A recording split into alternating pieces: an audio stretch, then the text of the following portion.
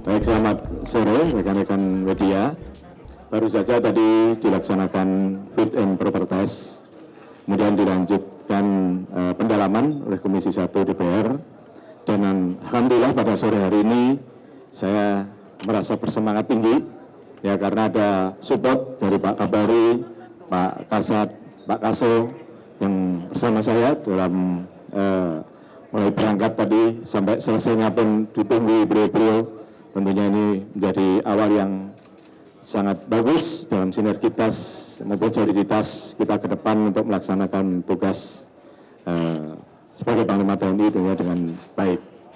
Dan tadi seperti rekan-rekan semuanya sudah sampaikan, tahu dari Ketua Komisi 1 telah mengumumkan tentang persetujuannya ya, dari fit and proper test yang sore ini dilaksanakan, baik dari visi misi saya sampai pada pendalaman tadi.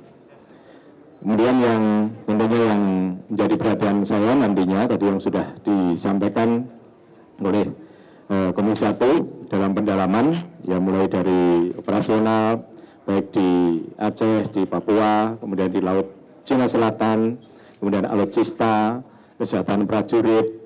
Nah, ini semuanya jadi perhatian saya, ya, untuk nanti referensi tugas-tugas ke depan. Tentunya tidak bisa diputuskan pada siang hari ini, nanti akan kita evaluasi bersama. Ya, hal yang belum bagus nantinya akan kita evaluasi bersama dengan Kepala Staf Angkatan, dan untuk menuju ke depan yang lebih baik, tentunya yang sudah baik akan kita lanjutkan, karena memang perencanaan nanti di dalam 2023 kan sudah direncanakan di masuk RKKE 2022 di dalam anggarannya. Namun dalam pelaksanaannya nanti 2023 saya akan lihat hal yang masih relevan bagus pasti akan tetap saya konsisten untuk melanjutkan. Namun mungkin ada evaluasi masukan-masukan tadi dari Komisi 1 tentunya akan menjadi masukan saya untuk nanti evaluasi tugas-tugas ke depan. Ya, saya kira demikian rekan-rekan media. Ya. Kenapa? Ya, yang pertama ya pasti SDM. Ya, SDM ini saya angkat lagi, ya, karena memang ke depan ya, SDM kita harus tetap modern sesuai dengan perkembangan teknologi yang ada.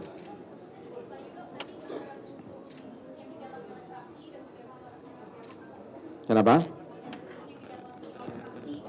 Ya, tadi yang saya sampaikan tadi di klaster-klaster, ya, klaster-klaster tentang bagaimana untuk melaksanakan operasi di Aceh, ya, bagaimana yang sekarang ini ada operasi di Aceh, dievaluasi di Papua juga demikian, kemudian Laut Cina Selatan juga demikian.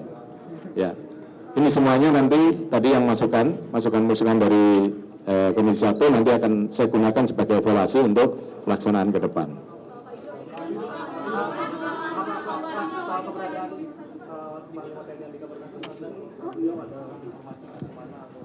Kenapa? Soal keberadaan Panglima TNI Jenderal Andika Perkasa saat ini beliau tidak mendampingi karena alasan apa mungkin? Kenapa? Jenderal Andika tidak mendampingi mungkin karena alasan apa? Nggak tahu. Iya. Ya, beliau pasti memberikan support pada saya untuk melaksanakan fit and proper test ini. Kemarin yang sudah disampaikan waktu di Kuala Lumpur, ya, beliau sangat memberikan support pada saya untuk melaksanakan fit and proper test pada hari ini. Kemarin kan semua sudah nanya semua kan waktu di Kuala Lumpur waktu pelepasan MTF itu. Pak Yudo izin Pak di bawah. Ya.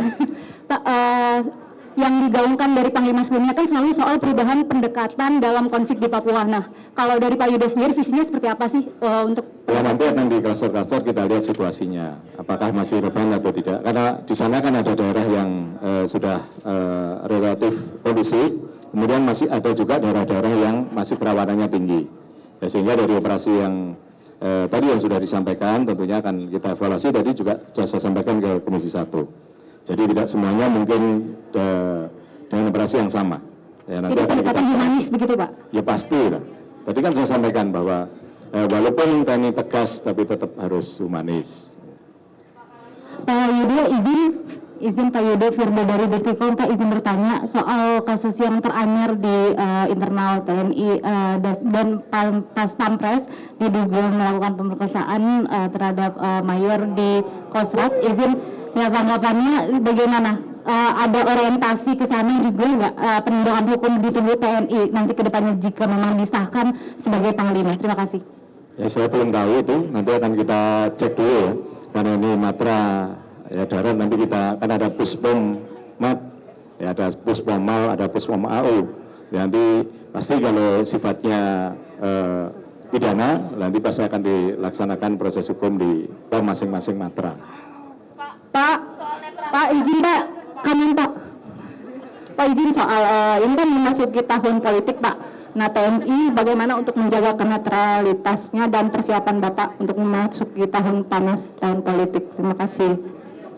Sekalian ya Pak ya, satu lagi Pak. Ini kan Pak Yudo menjabat menjadi Panglima TNI hanya 1 tahun dan ini banyak diragukan oleh banyak orang untuk bagaimana membawa prajurit TNI dalam 1 tahun dan dibilang tidak akan ada terobosan dalam 11 bulan. Nah jawabannya dari tanggapan dari Pak Yudo sendiri seperti apa? Itu aja Pak. Ya sudah, tanggapannya seperti itu deh. Jadi tahun politik ya, jelas netralitas TNI tadi juga saya sebutkan di dalam visi misi saya tadi, dalam fit and proper test, ya kita tetap netral, ya kita tetap netral di dalam pemilu 2024 nanti. Ya sehingga mulai sekarang ini sudah kita tekankan pada prajurit, kita sosialisasikan pada prajurit semuanya ya agar netral. Jadi netralitas TNI kan itu. Ya silahkan masing-masing orang bisa menilai, mau menilai efektif, mau menilai tidak efektif, ya silahkan itu haknya masing-masing.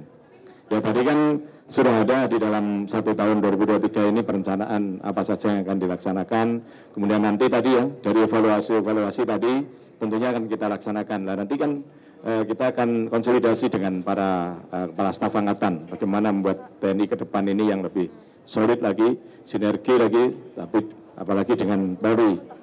Ya, karena tidak mungkin kita TNI bisa bergerak sendiri tanpa sinergi maupun soliditas dengan komponen negara lainnya, baik TNI, Polri maupun komponen yang lain.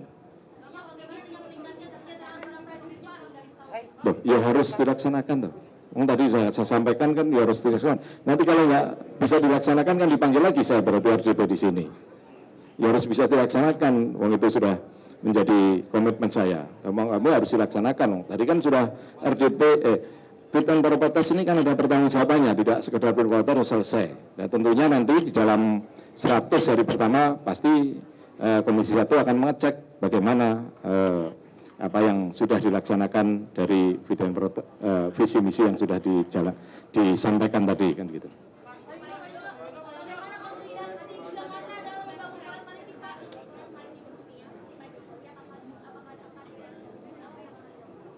Ya itu tadi ya, jadi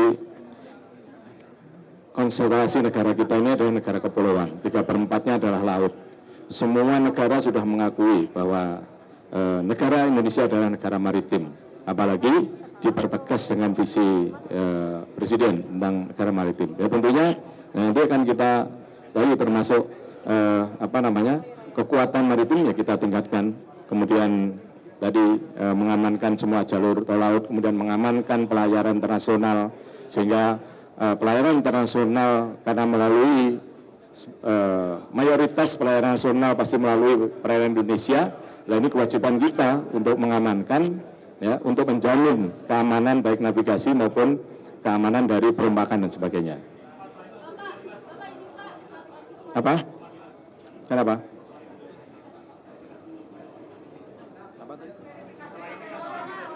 Ya, beliau nanti akan berlokasi ke rumah dinas saya. Iya, hari ini. Ya, setelah ini. Ya.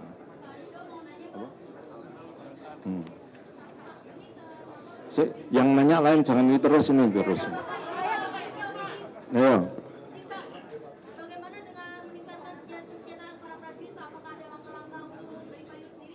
Ya tadi juga sudah saya sampaikan, nanti kita evaluasi dengan uang lauk pauk kita yang operasional itu, kemudian hak-haknya mereka selama operasional, dan juga tentunya kan dengan anggaran yang ada ini kan tidak mungkin langsung semuanya dinaikkan. Nah tentunya kita melihat perkembangan dari anggaran kita ke depan untuk khususnya untuk belanja pegawai. Ya kita komitmen, pasti saya yakin semuanya berkomitmen untuk meningkatkan kesehatan prajurit, apalagi dengan program perumahan prajurit. Jadi menjadi concern kita semuanya, dan saya yakin Komisi 1 juga banyak mendorong untuk DPR RI mendorong untuk kesehatan prajurit khususnya bidang perumahan. Ini perumahan semuanya melalui SDSN kan sudah terbangun semua, baik di semua matra darat, laut maupun udara.